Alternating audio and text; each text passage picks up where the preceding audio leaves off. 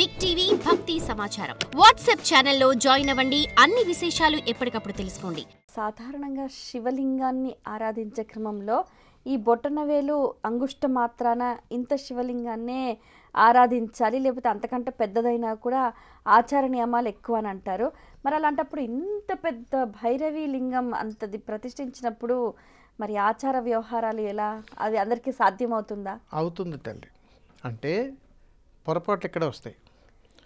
ఒకటి, యంత్రస్థాపన కానీ జరిగి ప్రతిష్ఠ జరిగితే ఆ యథాశక్తి ఎంతైతే విగ్రహం మనకు అక్కడ ఉందో ఆ ఆకారాన్ని బట్టి, స్థానాన్ని బట్టి, ఆయా ఆయనాన్ని బట్టి యంత్రస్థాపన జరుగుతుంది. దాని తగ్గ సంఖ్యాబలం జపం నిత్యం జరుగుతూనే ఉండాలి.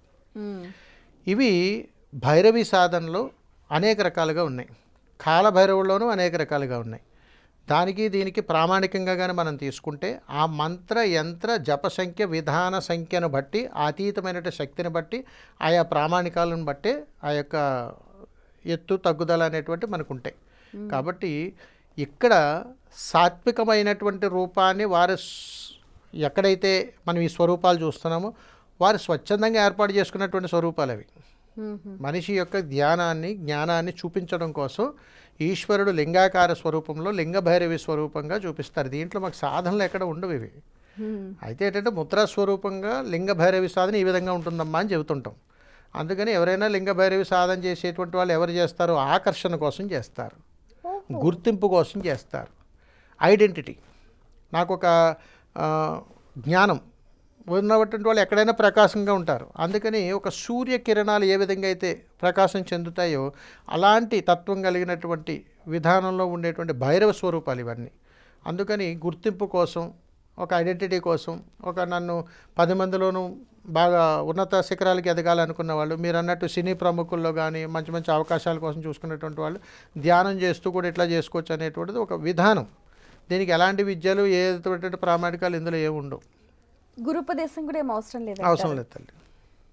ఎవరైనా ధ్యానం చేసుకోవడానికి దానికి గురుపదేశం అవసరం లేదు. ఏ దానం చేయాలంటారు? దీనికి ఏ దానాలు లేవు తల్లి. భైరవి సాధనలో ఏ దానాలు ఉండవు. మీరు అన్నటువంటి శివాని సాధనలో అమ్మవారి ముందు కూర్చొని ధ్యానంతో కూర్చోవడమే. ఏకాగ్ర చిత్తంతో ధ్యానం చేస్తే సరిపోతుంది. అంటే ఇప్పుడు 21 రోజులు అని అన్నారు కదా, అంటే ఇప్పుడు ఏమీ లేకుండా మీరన్న ఆ ముద్ర ఒకటి వేసుకొని కూర్చొని ధ్యానం చేసినా కూడా శక్తి లభిస్తుందా?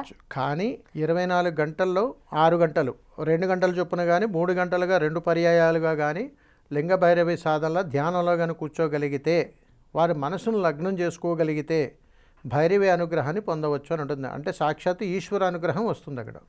అందుకని ఇంట్లో ఎలాంటి భయంకరమైనటువంటి ప్రయాణాలు దీంట్లో ఉండవు తల్లి. For more videos like this, subscribe Big TV channel.